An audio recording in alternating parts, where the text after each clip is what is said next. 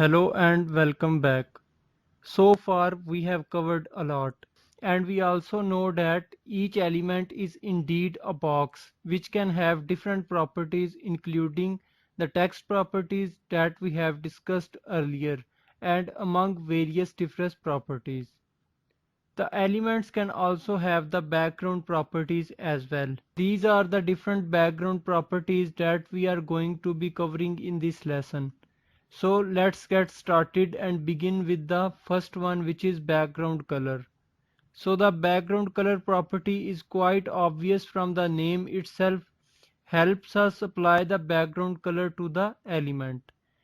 And this is my HTML code, and you can see over here we have the div element which we are not able to see on the browser because there is nothing inside this div element at this moment. And when there is nothing inside, we don't really see the element most of the times, because by default the border property is set to none, and at the same time the default value is set to transparent, so we don't really see the background of the elements either. So let's apply the background color property to this div element. I am copying this class name and make it class selector in my style sheet. And let's also give it height and width because I want to make it a responsive unit. So I make width equal to 60% and for height let's make it 40%. And at this point we still won't be able to see the div element because still we don't have any background color or any border color. So let's first add the border color as well.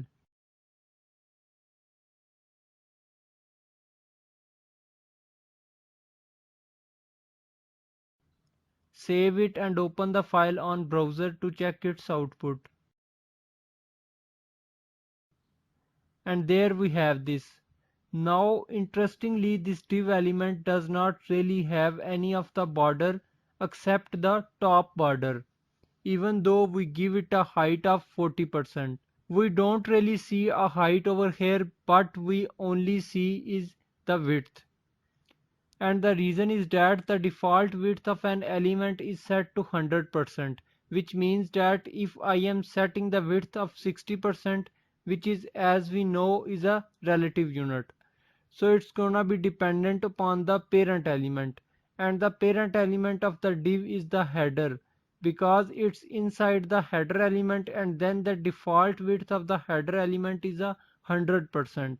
So this width is gonna be 60% of 100%, which is coming out quite well. It is actually 60% of the screen size. But what happens when we try to set the height? The default height is not set to 100%. In fact, the default height is auto, which means that the height would be as much as the size of the element or the size of the content inside. So if there is no content over here, the height is 0 as soon as we start adding something inside. Let me add some content inside this div.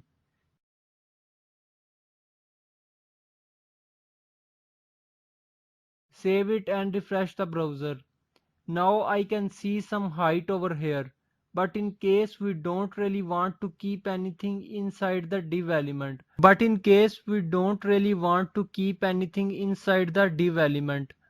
still if we want to give it a height, then we can specify a height for the header element. That is the parent element. So I give it a height of, let's say, 400 pixels. Again, if I set it in percentage, then it's going to be dependent upon the parent element, which again will be auto, so it will still not work. This time the height is 40% of 400 pixels, but there is still a problem, like what's the point of setting a relative unit or a responsive unit when we are setting an absolute unit?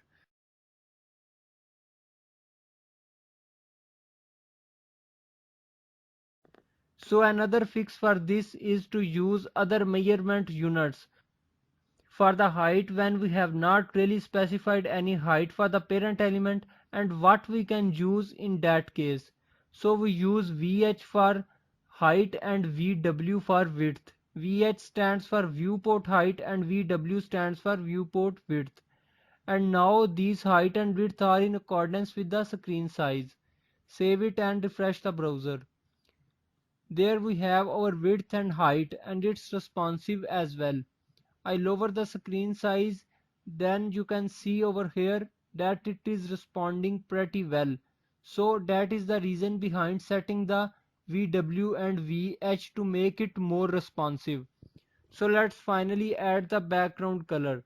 So I can type background color and then I can use the color name.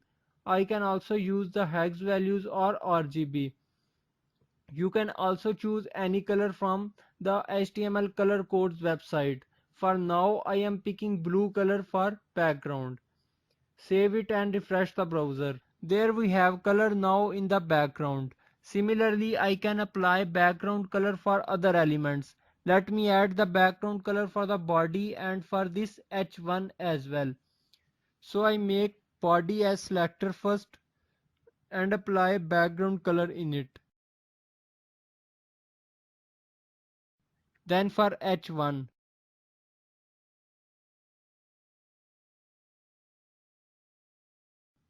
save it and refresh the browser. You can see the background color on div element, on whole body and also on H1. Let's now move on to the other property, which is background image, and using it is very simple. For example, if I want to add a background image for this div element, so I just type background image and then type URL to provide the location of the image. This URL works the same as the source attribute for the image tag. Just like we select the image location for the source attribute inside the image tag, we can select the location here inside the URL. Now I am going to select image for this, and my image is inside the images folder, and image name is CSS and its type is JPG. The image folder and our file are on same folder. So I type images, which is our folder name, and then slash and then css.jpg, which is our image name. Save it and refresh the browser. And here we have the image added. And let me show you the image as well that I have just added. Since since the size of the div element is too small to showcase the entire image, only this portion of the image is showing at the moment. However, we can choose to select a specific portion of the image to showcase. For that, we can use another property, which is background position. And then we can provide two positions, the starting position and the position towards which we can select it. And the default values are top left. Starting position is the top and it goes towards the left portion of the image. That's why we see some top portion of the image. So if I use it and then I reload, and we see there is no difference because this is the default value. But we can set other things as well, like if I write bottom left, save it and refresh the browser. And now we can see the bottom left portion of the image. And likewise we can add various different combinations like left bottom, top left, bottom center, or even center center. Save it and refresh the browser. And now we have the center portion of the image. In fact, if we add only one value over here, then the second value is assumed to be center itself. So this means that if I choose to type only top and no other value after this, save it and then I reload, it's gonna be top center by default. Now apart from adding the names, we can also specify the position using the different units, absolute or relative units. For instance, I can select pixels as well. Like I want to select the image from 200 pixels and towards 320 pixels. Save it and then I reload. Now we have this portion of the image selected, and just like these pixels we can also add percentage. So if I add, let's say 10% and towards 50%, save it and then reload. Then here we have this portion of the image, and in fact we can use a combination as well. If I take center along with percentage and then I reload, then it will work the same way. The next property which will help us to display image fit to the container, and that property is background size. So if I type background size, and I can add different values. And since we have the width of the div element is 60 VW and height is 40 VH. Let's try the same values over here as well. Save it and refresh the browser. We can see the entire image over here because the height and width of this image is exactly as the height and width of the div element. So this is one way of showcasing the entire image. Another way is quite simple as well. In just one word we can set the value as cover. It tries to scale down automatically the image in order to fit the entire container. But sometimes it can even cut the image, like here you can see this. Now let me add the image to the body element as well. I have another image in my images folder as well, so I am setting other image for body now. Save it and refresh the browser. Again it is not displaying the whole image. When the image is small and it's not able to fit the entire background, then it starts repeating automatically. So let me set the background size to cover. Save it and refresh the browser. You can see now the whole image is displaying. But the problem is, if you see the original image and see the output, you notice that its height and width are not exactly displaying. This is because even though the cover property shows that it fills the entire container and even scales the image up and down in order to fit that properly, but it does not really play with the aspect ratio of the image. So it's likely to cut the image. The aspect ratio is getting impacted. Still, if you want your image to be exactly the same size, then again you can use 100 VW width and height as 100 VH in background size. Save it and refresh the browser. Now it is exactly displaying like the original one. So our next value that we have is contain. And what we set the value is contained, then it shows that the entire image is visible. Save it and refresh the browser. Our image is also repeated here several times. So this contain property is going to add the background image, but it's also going to make sure that the aspect ratio and the resolution of the image is not getting stretched or compressed.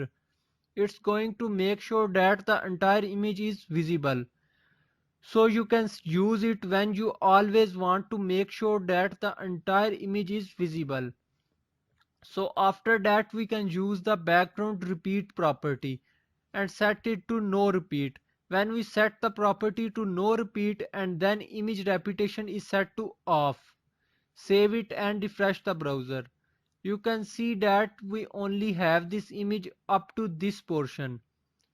And even though we have some space over there, this image is not repeating. Other options we get apart from this no repeat is repeat X and repeat Y. So the repeat X option makes sure that the image is repeating only horizontally and not vertically. And likewise, when you are setting the value as repeat Y, then it's going to make sure that the image is repeating only vertically on the Y axis but not horizontally. So if I set it to, let's say, repeat X, save it and refresh the browser. Now this image is repeating vertically. Similarly, we can set these properties for other elements also. Lastly, let's talk about the next property, which is overflow property. And I set it to scroll. It is used to get the scroll bar. I am using it for this div. Let me first add some heading in the div.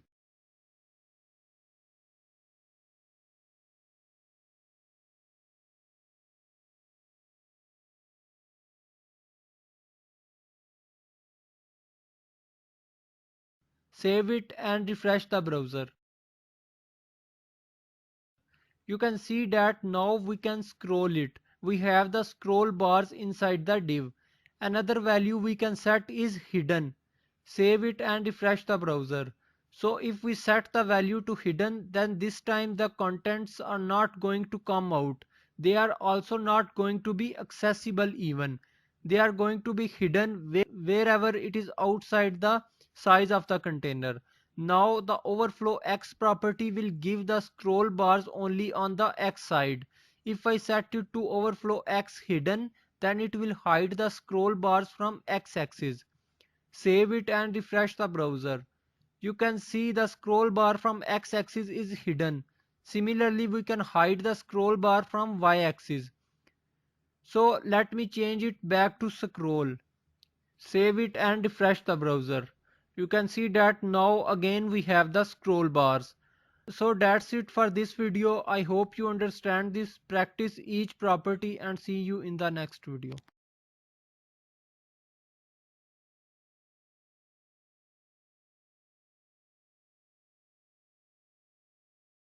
Hello and welcome back.